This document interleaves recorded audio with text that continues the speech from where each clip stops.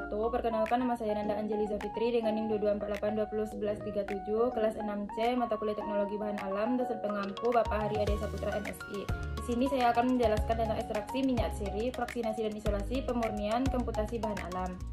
Ekstraksi minyak atsiri adalah zat berbau yang terkandung dalam tanaman. Minyak ini disebut juga minyak penguap, minyak eteris, minyak esensial karena pada suhu kamar mudah menguap. Kandungan minyak atsiri yaitu pada suatu bahan tanaman yang umumnya terdiri dari campuran beberapa jenis senyawa minyak atsiri, beberapa di antaranya sangat termobile atau tidak stabil pada pelayanan suhu tinggi. Metode yaitu destilasi, tahapan persiapan, pemanasan, pemisahan, pemeriksaan. Kelemahan, senyawa bisa rusak karena panas. Kelebihan, teknologi sederhana, cepat memisahkan mudah. Press, tahapan persiapan, pengepresan, pemisahan. Kelemahan, waktu lama, pemisahan kulit sulit. Kelebihan, teknologi sederhana, senyawa tidak rusak karena panas. Pelarut organik, tahapan persiapan, ekstraksi, pemisahan. Kelemahan, pemisahan sulit, teknologi bahan mahal. Kelebihan, cepat senyawa tidak rusak karena panas. Eksfluorasi, tahapan persiapan, ekstraksi, pemisahan. Kelemahan, pemisahan sulit, waktu lama. Kelebihan, teknologi sederhana, senyawa tidak rusak karena panas. Maserasi lemak panas, tahapan persiapan, ekstraksi, pemisahan. Kelemahan, pemisahan sulit, waktu lama, senyawa rusak karena panas. Kelebihan, teknologi sederhana. Fraksinasi dan isolasi, yaitu berasal dari kata fraction atau bagian. Secara harfiah dapat diartikan sebagai mekanisme untuk memilah-milah atau memisahkan satu kumpulan atau kesatuan menjadi beberapa bagian, atau lebih memudahkan dapat dikatakan sebagai proses pembagian kelompok. Tujuan yaitu mendapatkan fraksi aktif dari ekstrak, isolasi senyawa metabolit sekunder tunggal.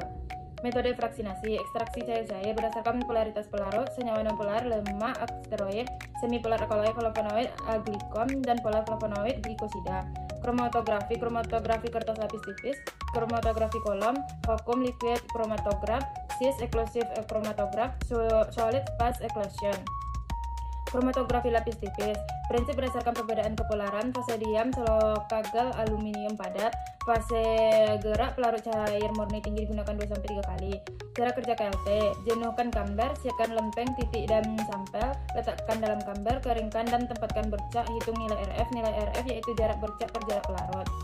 Isolasi komponen dan analisis kuantitatif, yaitu kelebihan cepat dan simpel, butuh sedikit sampel, tidak butuh ruang besar, kekurangan tidak cocok untuk senyawa volatil. Pemurnian, yaitu memisahkan komponen murni dari campuran, prinsip pemisahan fisika tanpa reaksi atau kimia, tingkat kemurnian 95-100%, contoh saring untuk pisahkan pada cair. Pemisahan berdasarkan peristiwa fisika atau kimia, pemisahan fisika tidak mengubah zat selama pemisahan. Secara kimia, suatu komponen atau lebih direaksi dengan zat lain sehingga dapat dipisahkan. Rekristalisasi, definisi pemurnian senyawa organik dengan pelarut melalui proses kristalisasi ulang. Prinsip larut zat pada suhu tinggi, biarkan mendingin hingga berbentuk kristal. Syarat pelarut tidak bereaksi dengan zat larut zat utama, tapi buahkan pengotor, titik didih rendah. Alat bakar gelas, hot plate, zat bat. Kelebihan, hasil murni pengotor mudah dipisahkan. Kekurangan, tidak cocok jika zat utama dan pengotor punya kelarutan serupa. Dekantasi, definisi pemisahan campuran padat cair atau dua cairan tak bercampur dengan membuang bagian cair. Prinsip berdasarkan sedimentasi dan perbedaan massa jenis. Alat bakar gelas batang pengaduk. Kelebihan alat sederhana, aplikasi luas. Kekurangan, tidak efektif untuk zat dengan massa jenis mirip atau campuran yang sulit diendapkan. Sublimasi, definisi pemurnian zat padat langsung berubah jadi gas tanpa melewati fase cair. Prinsip tekanan rendah dan suhu di bawah titik leleh memungkinkan sublimasi. Alat yang penguap, corong, kapas, kertas saring, bunsen, kaki 3 kasa. Kelebihan, hasil sangat murni, cocok untuk padatan yang mudah menyebelum. Kekurangannya, untuk senyawa tertentu butuh alat lebih banyak.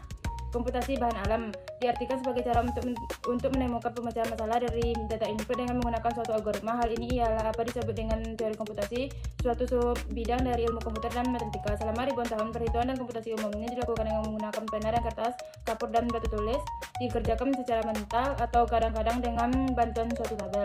Namun sekarang kebanyakan komputasi telah dilakukan dengan menggunakan komputer, penemuan obat baru, data base tanaman, prediksi aktivitas obat, prediksi farmakologi obat, molekular docking.